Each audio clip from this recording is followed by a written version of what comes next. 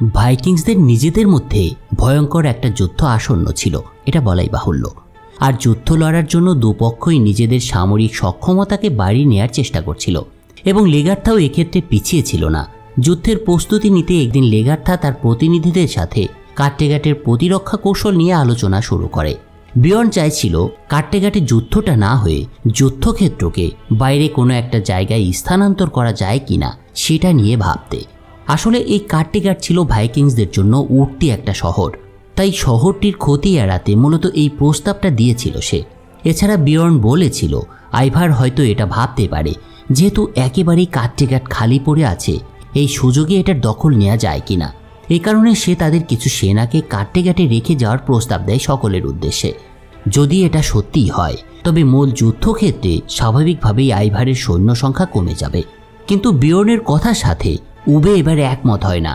সে বলে আইভারের যে সামরিক দক্ষতা এবং বিচক্ষণ বুদ্ধি রয়েছে তাতে সে নিশ্চয় জেনে যাবে বিয়র্নরা কী পরিকল্পনা করে রেখেছে। সেদিন অনেক আলোচনার পর লেগার্থা বিয়র্নের বিচার বুদ্ধির উপরে আস্থা রেখেই আইভারের বুদ্ধিমত্তা ব্যবহার করে তার সাথে একটা মনস্তাত্ত্বিক যুদ্ধ লড়ার সিদ্ধান্ত নেন। অন্যদিকে বারবার পরাজয় বরণ করা এথেলউলফ ওয়েসেক্সে ফিরে এসেছিলেন, যেখানে তার বাবা এগবার্টকে শেষবারের মতো দেখে গিয়েছিলেন তিনি। সেখানে তারা প্রাক্তন রাজার জন্য প্রার্থনা করেন প্রথমে, কিন্তু ঠিক তখনই আলফ্রেড হঠাৎ অজ্ঞান হয়ে যায়। সেদিনের পর আলফ্রেড বেশ কয়েকদিন ধরে অসুস্থ ছিলেন। তারপর আলফ্রেড যখন সুস্থ হয়ে ওঠেন তখন সে একা লিন্ডসফার্ম অ্যাবেতে ভ্রমণ করে। এটা ছিল ইংল্যান্ডের এমন একটা জায়গা যেখানে অ্যাথেলস্থান তার ধর্মীয় দীক্ষায় দীক্ষিত হয়েছিলেন এবং খ্রিস্টান ধর্ম অনুশীলন করতেন তিনি এখানে। একই সাথে এটা ছিল ভাইকিংসদের আক্রমণের প্রথম সেই জায়গাটা। আশা করি অনেকেই চিনতে পেরেছেন, যারা প্রথম সিজনটা অন্তত দেখেছেন তাদের তো ভালোভাবেই এটা চেনার কথা। তো আলফ্রেড সেখানে এসে তার জন্মদাতা পিতা অ্যাথেলস্থানকে বুঝতে শুরু করেছিলেন এবং সেই সাথে সে জানার চেষ্টা করেছিল কেন ভাইকিংসরা আক্রমণ করার এই স্থানটি বেছে নিয়েছিল। এরপর আলফ্রেড সেখানকার ধর্মযাজককে পরামর্শ দেন তাদের ধর্মটা ইংরেজিতে প্রচার করা উচিত। যেহেতু খ্রিস্ট ধর্ম রোম থেকে ইংল্যান্ডে প্রবর্তিত হয়েছিল তাই ল্যাটিন ছিল তখনকার গির্জার ভাষা। ল্যাটিনকে হয়তো মহৎ একটা ভাষা বলাই যেতে পারে, কিন্তু আলফ্রেডের যুক্তি ছিল এর প্রধান অসুবিধা হচ্ছে বেশিরভাগ মানুষ এই ল্যাটিন বুঝত না এবং এটাকে খ্রিস্ট ধর্মের বিস্তারকে আরও জটিল করে তুলেছিল। আলফ্রেডের আরও যুক্তি ছিল ল্যাটিন থেকে যদি ইংরেজিতে সুইচ করা যায় তবে আরও বেশি লোক ঈশ্বরের মহত্ব সম্পর্কে উপলব্ধি করতে পারবে। আলফ্রেডের পরামর্শ ছিল খুবই তাৎপর্যপূর্ণ, কারণ এটাই শেষ পর্যন্ত খ্রিস্ট ধর্মের প্রসারকে ত্বরান্বিত করেছিল পরবর্তীতে, এবং পরবর্তীতে ভাইকিংসদের একত্রীকরণের জন্যও একটা ভালো ভিত্তি হয়ে ওঠে এই ইংরেজি ল্যাঙ্গুয়েজ। তবে ইংরেজিকে ধর্ম প্রচারের ভাষার প্রস্তাব ছিল কেবলমাত্র আলফ্রেডের প্রথম প্রস্তাব এবং তার এটা বাস্তবায়ন করার প্রধান সমস্যা ছিল চার্চ। আর বলাই বাহুল্য চার্চ কি তার পরামর্শ মেনে নেবে, দেখা যাক কি হয়। অন্যদিকে ভাইকিংস ল্যান্ডের যুদ্ধের দামামা বেজে উঠেছিল, কিন্তু দুই গ্রুপ নিজেদের মধ্যে দ্বন্দ্ব জড়ানোর আগেই একটা আলোচনায় বসার সিদ্ধান্ত নেয়, আর এটা ছিল বিয়র্নের প্রস্তাবের একটা বাস্তবায়ন মাত্র। এটা একটা ভাইকিংসদের অভ্যন্তরীণ কলহের যুদ্ধ, যেখানে পরিবারের সদস্য এবং প্রেমিক প্রেমিকারাও একে অপরের বিরুদ্ধে দাঁড়িয়ে গিয়েছিল এবং তাদের বেশিরভাগই কিংবদন্তি ভাইকিংস নেতা র্যাগনারের আত্মীয় ছিলেন। সেদিন লেগার্থার পরামর্শে উভয় পক্ষই একটা আলোচনায় বসতে রাজি হয়, যেখানে বিয়র্ন এবং উবে আইভারকে শত্রুতা বন্ধ করার জন্য অনুরোধ করেন, কারণ তারা বুঝেছিল হ্যারল্ড তাদের বিপক্ষে থাকলেও যুদ্ধের সিদ্ধান্ত শেষ পর্যন্ত আইভারের উপরেই নির্ভর করছে। তারা ধারণা করেছিল আইভার হয়তো তাদের কথার অর্থ অন্তত বুঝতে পারবেন, কিন্তু আইভার ছিল ভিন্ন ধাতু দিয়ে গড়া একজন মানুষ। সে হঠাৎই তার মন পরিবর্তন করে। আসলে ভ্রাতৃত্বকে মূল্য দিলেও আইভার তার মায়ের হত্যাকে ক্ষমা করতে পারেনি একেবারেই। তবে আইভার একটা শর্ত দিয়েছিল লেগার্থার উদ্দেশ্যে। শর্তটা ছিল যদি কাট্টেগাটে শান্তি প্রতিষ্ঠা করতেই হয় বা লেগার্থা যদি সত্যিই এটা চায় তবে তাকে কাট্টেগাট ছেড়ে চলে যেতে হবে। স্পষ্টতই আইভারের এই প্রস্তাব মানা একেবারেই অসম্ভব ছিল লেগার্থার জন্য, তাই আলোচনা দ্রুত সংঘাতের দিকে রূপ নেয়। কিন্তু লেগার্থা এই যুদ্ধ কখনোই শুরু করতে চাননি। সে ভাবছিল এটা খুবই অসম্মানজনক হবে তাদের সকলের জন্যই। কিন্তু ততক্ষণে উভয় পক্ষই যুদ্ধের জন্য একেবারে প্রস্তুত হয়ে গিয়েছিল। তবে এ সময় আইভার একটা বিষয় অনুভব করে, সেটা হলো বিয়র্ন হয়তো কোনো একটা ষড়যন্ত্র করেছে তাদের বিরুদ্ধে, সম্ভবত তার একটা ফাঁদ পেতেছিল। তাই আইভার তার 1/3 সৈন্যকে যুদ্ধ থেকে বিরত রাখে এরপর সে হ্যারল্ডকে মূল যুদ্ধক্ষেত্রের দায়িত্ব দেন এবং হ্যাভিটজারকে তার নিজের পাশে থাকতে বলেন। যেহেতু অ্যাস্ট্রিড গর্ভবতী ছিলেন, তাই হ্যারল্ড তাকে যুদ্ধ থেকে বিরত থাকতে বলেছিলেন। তো এর কিছুক্ষণ পর আনুষ্ঠানিকভাবে শুরু হয় যুদ্ধ। সম্ভবত ছোট জায়গার কারণে উভয় পক্ষই তাদের সমস্ত যোদ্ধাদের একসাথে মোতায়েন করতে পারছিল না, কিন্তু দেখা যায় হ্যাভিটজারের একটা সৈন্যদল বনের মধ্যে একটা আতর্কিত আক্রমণের মুখোমুখি হয়। আসলে এরা ছিল ছদ্মবেশে থাকা দক্ষ স্যামি গোত্রের লোকেরা। তারা বনের ভেতর থেকে হ্যাভিটজারের সৈন্যদের উপরে এক ধরনের বিষাক্ত ডার্ট ছুটতে শুরু করেছিল। ফলে সেই বনের মধ্যেই অনেক সৈন্য মারা যায়। এই অস্ত্রটা ছিল মারাত্মক একটা ব্লো ডার্ট। ছোট্ট বাঁশের নলের মধ্যে বিষাক্ত সূচ স্থাপন করে সেটাকে মুখে ফুঁয়ের মাধ্যমে শত্রুদের উদ্দেশ্যে ছুড়ে দেওয়া হতো। এ ধরনের আতর্কিত আক্রমণে শেষ পর্যন্ত পিছু হটতে বাধ্য হন হ্যাভিটজারের সেনারা। আর বলাই বাহুল্য, হ্যাভিটজারের পার্শ্ব এই প্রচেষ্টাটা শেষ পর্যন্ত ব্যর্থ হয়। অন্যদিকে যোদ্ধাদের দ্বিতীয় দলটা যুদ্ধক্ষেত্রে ছুটে যাওয়ার পরেও হ্যারল্ড তখনও পিছনে অপেক্ষা করছিলেন। সেই মুহূর্তে উভয় পক্ষই সমানভাবে যুদ্ধে লিপ্ত হয়ে পড়ে। তবে এই যুদ্ধটা সবচেয়ে বেশি উপভোগ করছিল হিমন্ড, কারণ মনের আনন্দে সে তার পবিত্র তরবারি দিয়ে অগণিত পৌত্তলিককে হত্যা করে যাচ্ছিল। তার মনে তখন না ছিল লিগার্থা, না ছিল আইভার দ্য বোনলেস। তার মনে ছিল শুধু ভাইকিংস, যারা তার ভূখণ্ড দখলে নিয়ে নিয়েছিল। তো এরপর হ্যারল্ড যখন যুদ্ধে যোগ দেয়, তখন বাকি যোদ্ধারাও যুদ্ধে নেমে পড়ে। এর মাধ্যমে হ্যারল্ড মূলত তার শেষ কার্ডটা খেলে ফেলেছিল। কিন্তু অবাক করা বিষয় হলো বিয়র্ন তখনও যুদ্ধে যোগ দেয়নি। ফলে হ্যারল্ডের সৈন্যরা অনেক অসুবিধায় পড়ে যায়। তবে এ সময় কিন্তু লেগার্থাকেও কোথাও দেখা যাচ্ছিল না। কারণ হলো তার ভূমিকা হ্যাভিটজারের মতোই ছিল। কিন্তু যখন হ্যারল্ড লেগার্থাকে পেছন থেকে এগিয়ে আসতে দেখেন, তখন তিনি আতঙ্কিত হয়ে পড়তে শুরু করেন। সৈন্য সংখ্যার উল্লেখযোগ্য পার্থক্যের কারণে হ্যারল্ড দ্রুতই হতাশ হয়ে পড়তে শুরু করেছিল, যার ফলে সে আইভারের সাহায্যের জন্য একসময় শিঙা বাজানোর নির্দেশ দেন, ভাইকিং স্টাইল শিঙা। কিন্তু আইভার অনেক দূরে অবস্থান করায় হ্যারল্ডকে সাহায্য করতেও পারছিল না সে। আসলে সেও যুদ্ধের পরিণতি সম্পর্কে অনেকটাই নিশ্চিত হয়ে গিয়েছিল। ফলে বুদ্ধিমান আইভার ক্ষয়ক্ষতি কমাতে বেছে নেন পালানোর পথ।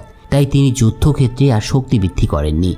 এদিকে হিমন্ড লেগার্থার সাহসী ব্যক্তিত্বে অনেকটা মুগ্ধ হয়ে পড়েছিলেন এবং তার এই বিভ্রান্তির মুহূর্তে শত্রুরা তাকে পিছন থেকে আক্রমণ করে। আইভারের কাছ থেকেও কোনো সমর্থন না পেয়ে হ্যারল্ডের পিছু হটার নির্দেশ দেওয়া ছাড়া আর কোনো উপায় ছিল না। এই যুদ্ধ শুরু থেকে শেষ পর্যন্ত শুধু হ্যারল্ড তার বাহিনী নিয়ে একাই লড়ে গিয়েছিলেন এবং বলা যায় আইভার এবং হ্যাভিটজার এই যুদ্ধে কোনো অবদানই রাখেননি। তাছাড়া তারা প্রায় 40% সৈন্য নিয়ে নিরাপদে অবস্থান করছিল। ফলে হ্যারল্ডের অনেক বেশি ক্ষতি হয়ে যায়। কিন্তু এর মধ্যে হিমন্ড যুদ্ধ করার সময় পেছন থেকে আঘাত পেয়ে মাটিতে লুটিয়ে পড়েন। ফলে এটা বোঝা যাচ্ছিল না হিমন্ড সত্যিই মারা গিয়েছিলেন কিনা। কিন্তু এখন দেখার বিষয় ছিল এই পরাজয়কে আইভার ঠিক কীভাবে দেখবে, সেটা তো আমরাও দেখব। কিন্তু তার আগে চলুন ইংল্যান্ডের ওয়েসেক্স থেকে একটু ঘুরে আসি। আচ্ছা, মৌমাছির কামড়ে মানুষের মুখ কি কখনো শুয়োরের মাথার মতো ফুলে উঠতে দেখেছেন? আমার মনে হয় না। কিন্তু বিষয়টা মজার বিষয় হলেও ওয়েসেক্সের রাজা অ্যাথেলউল্ফের অবস্থা কিন্তু তেমনটাই হয়েছিল। আইভার যখন গৃহযুদ্ধে তার ভাইদের সাথে লড়াই করছিলেন, তখন ওয়েসেক্সেও বেশ কিছু উল্লেখযোগ্য ঘটনা ঘটে। একদিন রাজা অ্যাথেলউল্ফ একটা বই পড়ার সময় একটা মৌমাছির কামড় খান এবং এর কিছুক্ষণ পরেই তার মুখ শূকরের মাথার মতো ফুলে ওঠে। এটা ভাবতে অবাক লাগে, একটা সাধারণ মৌমাছি কি সত্যি এত বিষাক্ত হতে পারে যে একজন মানুষকে মুমূর্ষু অবস্থায় নিয়ে যেতে পারে? কে জানি। কিন্তু কারোরই ভাবনায় ছিল না মহান লর্ড অ্যাথেলউল্ফ একটা মৌমাছির কামড়ে কিছুক্ষণের মধ্যেই মারা যাবেন। হ্যাঁ, সারা জীবন ধরে পরাজিত হওয়া অ্যাথেলউল্ফ তার জীবনের সমাপ্তি ঘটেছিল শুধুমাত্র সাধারণ একটা মৌমাছির কারণে। ভাবা যায়। তবে এই দুঃখের মধ্যেও ওয়েসেক্সের জন্য একজন নতুন রাজা নির্বাচন করা ছিল অত্যন্ত গুরুত্বপূর্ণ। কারণ ওই একটাই প্রবাদ আছে না, রাজ্য কখনো রাজা ছাড়া চলতে পারে না। কিন্তু এর মধ্যেও বেশ কিছু গোলমেলে ব্যাপার ঘটে গিয়েছিল।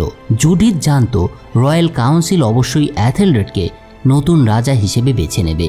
অ্যাথেলউল্ফের জ্যেষ্ঠ পুত্র হিসেবে অ্যাথেলরেডের শুধু উত্তরাধিকারের অধিকারী ছিল না, বরং তাকেই অ্যাথেলউল্ফ পরবর্তী রাজা হিসেবে তৈরি করার জন্য সম্পূর্ণ মনোযোগ দিয়েছিলেন তার প্রতি।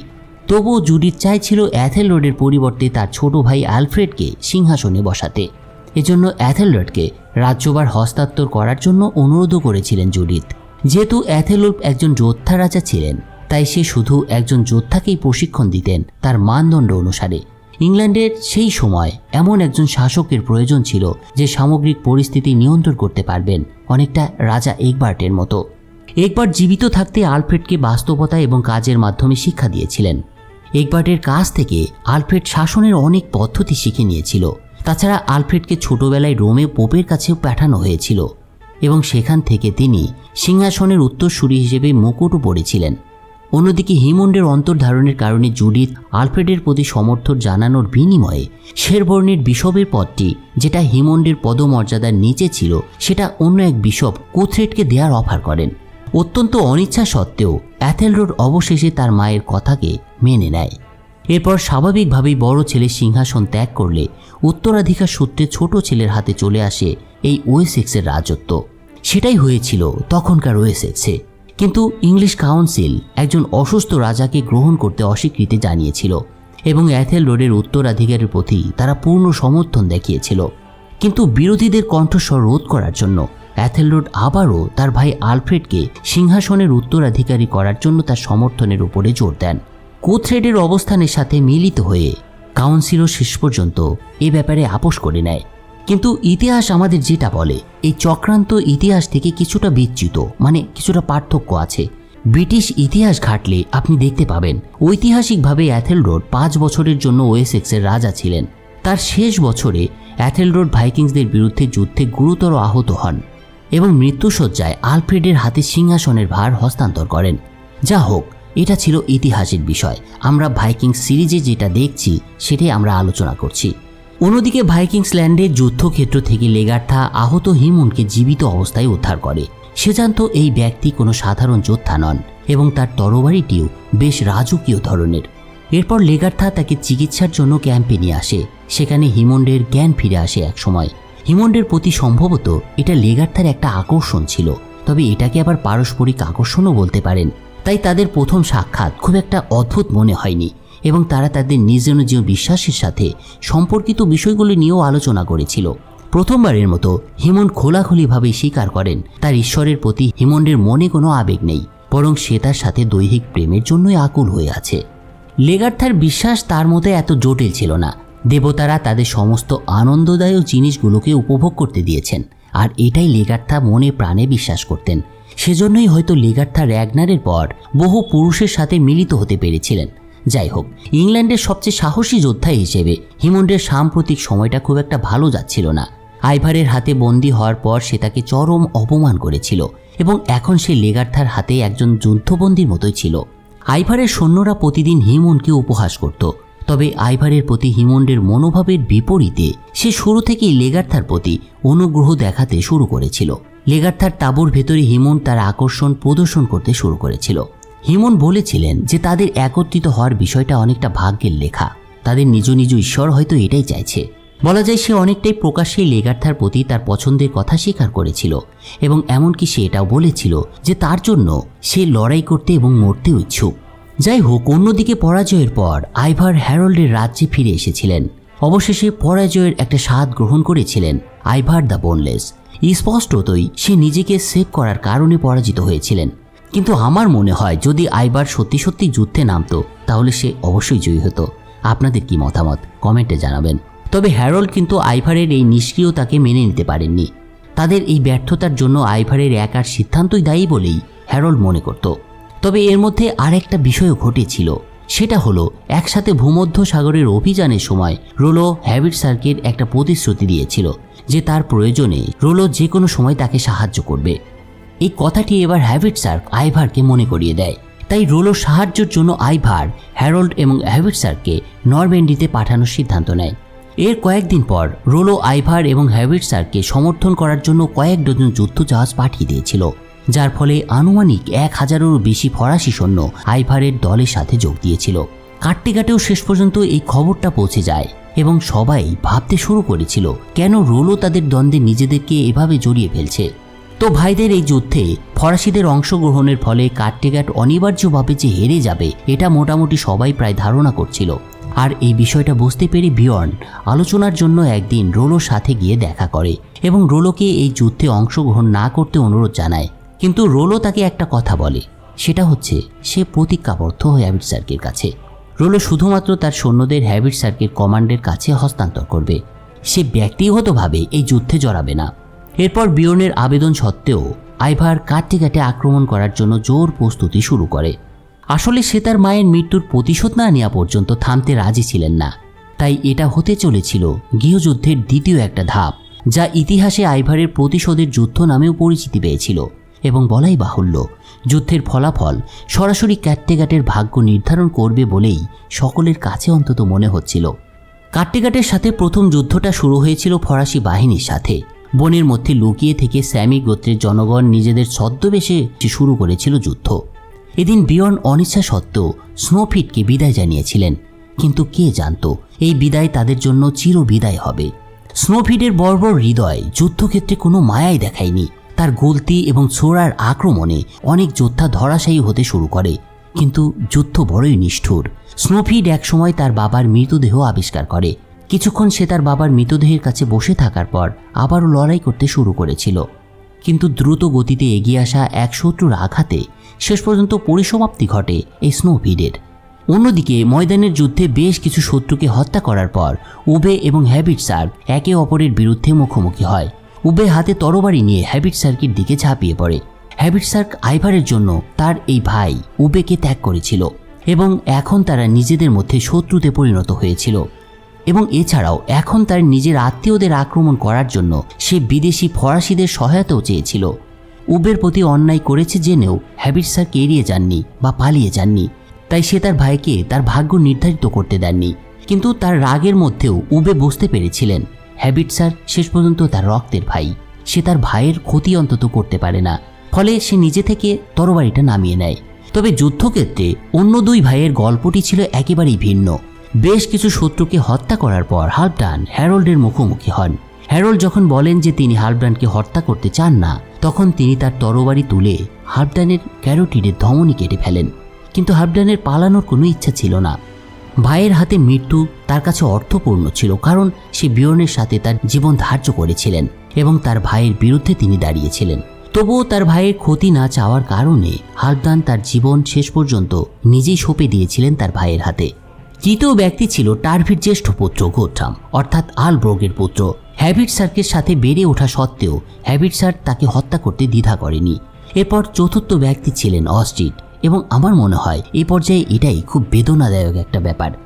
ল্যাগার্থা অ্যাস্ট্রিডের কিন্তু ক্ষতি করতে চাননি, কিন্তু অ্যাস্ট্রিড নিজের মৃত্যু কামনা করতে বদ্ধপরিকর ছিলেন। অ্যাস্ট্রিড আসলে হ্যারল্ডের পক্ষ নিয়ে ল্যাগার্থার সাথে লড়াই করতে চায়নি, আবার তার স্বামীর সাথে বিশ্বাসঘাতকতাও করতে পারেনি সে। তাছাড়া তার গর্ভে থাকা শিশুটিও হাকনের ধর্ষণের ফসল ছিল, তাই এই সন্তানকে অ্যাস্ট্রিড পৃথিবীতে আনতে চাইছিলেন না। ফলে আর কোনো উপায় না দেখে অ্যাস্ট্রিড ল্যাগার্থার দিকে তার তরবারি ছোড়ে, আর পাল্টা প্রতিক্রিয়া বা পাল্টা আঘাতে অ্যাস্ট্রিডের জীবনাবসান ঘটে। যুদ্ধের এই পর্যায়ে আইভার তার সৈন্য সংখ্যার সুবিধার কারণে জয় কার্যত নিশ্চিত করে ফেলেছিল। তার অ্যাড্রিনালিন এতটাই উচ্চ গতিতে তখন প্রবাহিত হচ্ছিল যে সেই ক্র্যাশ ফেলে দিয়ে একে একে উঠে দাঁড়িয়েছিলেন। আইভারের এই গৃহযুদ্ধ শুরু করার প্রধান কারণ ছিল তার মায়ের মৃত্যুর প্রতিশোধ নেওয়া। যদি লেগার্থা তার মা আসলাগির দিকে সেদিন তীরটা না চালাতো, তাহলে সম্ভবত এসব কিছুই ঘটতো না মনে হয়। যাই হোক, যেটা হওয়ার সেটা তো হবেই। আইভার এবার হিমনকে দেখতে পায়, যাকে সে খুব প্রশংসা করত। যদিও হিমন্ড এখন মিত্র থেকে শত্রুতে পরিণত হয়েছিল তার, কিন্তু এখন এর কোনোটাই তাৎপর্যপূর্ণ ছিল না আইভার দ্য বোনলেসের কাছে। বাকি সবাই আত্মাহীন কঙ্কালের মতো ছিল। সে যে কোনো মূল্যে শুধু ল্যাগার্থার জীবন নিতে চাইছিল। তো এরপর বিয়র্ন তার তীরন্দাজদের আইভারের অবস্থানের দিকে তীর চালানোর নির্দেশ দেয়। দেখা যায় সেটা সত্ত্বেও আইভার আত্মবিশ্বাস নিয়ে তীরের মুখোমুখি হয়েছে, কিন্তু অনেকটা অলৌকিকভাবেই ছুটে আসা তীর তাকে একটাও বিদ্ধ করে না। বিয়র্ন এই দৃশ্য দেখে একেবারে হতবাক হয়ে যায়। মনে হচ্ছিল দেবতারা সত্যিই যেন আইভারের পক্ষে রয়েছেন। এরপর আইভারের নির্দেশে ফরাসি সৈন্যরা যুদ্ধক্ষেত্রে প্রবেশ করতে শুরু করে এবং একই সাথে অবশিষ্ট যুদ্ধের ফলাফলটাও পরিষ্কার হয়ে যায়। নীল পোশাক পরা বিশাল সেনাবাহিনী দেখে বিয়র্ন বুঝতে পেরেছিলেন তারা হেরে গিয়েছেন। তাই সে পিছু হটার নির্দেশ দেন তার সেনাদের। তাদের সব কিছু গুছিয়ে চলে যেতে হয়েছিল, কারণ আইভার শীঘ্রই তার বাহিনীকে তাদের সমস্ত কিছু নিয়ে যাওয়ার নেতৃত্ব দিয়েছিলেন। সবচেয়ে হৃদয় বিদারক দৃশ্য ছিল লেগার্থার বিষয়টা। সে শুধু শূন্য দৃষ্টিতে এক কোণে কুঁকড়ে দাঁড়িয়েছিল এবং মুহূর্তের মধ্যেই তার সকল চুল যেন একেবারে ধপধপে সাদা হয়ে যায়। সেই লাবণ্য ভরা চেহারাটা মুহূর্তের মধ্যেই বিবর্ণ হয়ে গিয়েছিল লেগার্থার। লেগার্থা শুধু তার রাজ্যই সেদিন হারিয়েছিলেন না, বরং সে তার প্রেমিক অ্যাস্ট্রিডকেও হত্যা করেছিলেন নিজের হাতে, যার ফলে কেউ কেউ ভাবতেও শুরু করেছিল যে সে আর কখনো উঠে দাঁড়ানোর শক্তি পাবে না। অন্যদিকে ফরাসি সেনাবাহিনীর হাতে কাট্টেগাটের পরাজয়ের একদিন পর রোলো কাট্টেগাটের উদ্দেশ্যে রওনা হয়। আসলে আইভারকে সহযোগিতা করার পেছনে তার অন্য আর একটা উদ্দেশ্যও ছিল। যদিও আইভার কাট্টেগাট দখল করতে সক্ষম হয়েছিল, কিন্তু সে খুশি ছিল না, কারণ সে তার মায়ের হত্যার প্রতিশোধ যেভাবে নিতে চেয়েছিল সেভাবে পেরেছিল না নিতে। কিন্তু হ্যারল্ড আরও বেশি হতাশ হয়ে পড়েছিলেন, কারণ সে নিজের হাতে তার ভাইকে হত্যা করেছিল এবং তার স্ত্রী এবং অনাগত সন্তানকেও হারিয়েছিল। সে এমনকি বিশ্বজয় করেও যে শূন্যতা অনুভব করেছিলেন তা আর কখনোই পূরণ করতে পারেননি এই হ্যারল্ড। আসলেই পারিবারিক দ্বন্দ্ব কখনোই কোনো ভালো কিছু বয়ে আনতে পারে না। এই যুদ্ধটা সেটাকে চোখে আঙুল দিয়ে আমাদের বুঝিয়ে দিয়েছে। তো এরপর যা ঘটতে চলেছিল সেটা আমরা পরে দেখব। আজ এ পর্যন্তই থাক।